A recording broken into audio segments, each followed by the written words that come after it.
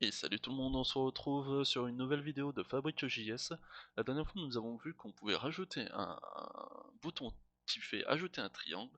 Maintenant vous voudrez ajouter un bouton qui va pouvoir permettre d'ajouter un cercle et aussi un rectangle.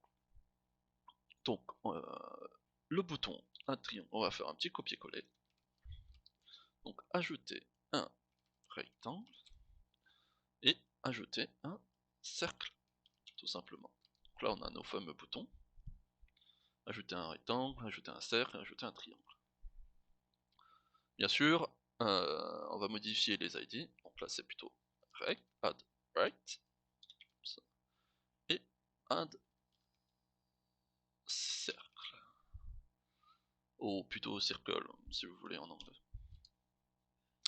On va refaire un petit copier-coller de cette fonction. Hop.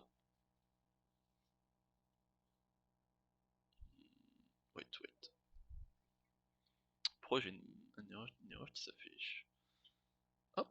Donc on va faire vraiment un bon petit copier-coller correctement.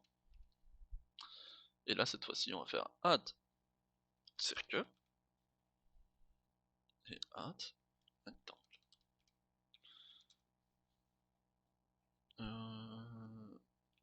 Enfin, ajouter rectangle en entier, comme ça c'est bien. Bien sûr, le add circle ce n'est plus un ouais, c'est un 8. Comme la dernière fois nous avons vu que ça. Et il n'y a pas d'angle, hein, tout simplement. On va garder les autres propriétés. Et on va lui dire de rajouter un radius. C'était radius. Laissez-moi voir. Radius, c'est bien radius. Donc radius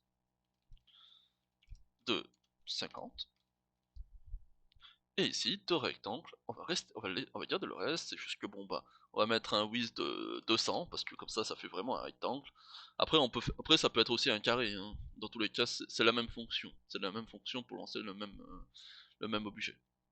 Que ce soit un rectangle ou un carré, le nom de l'objet n'a pas d'importance.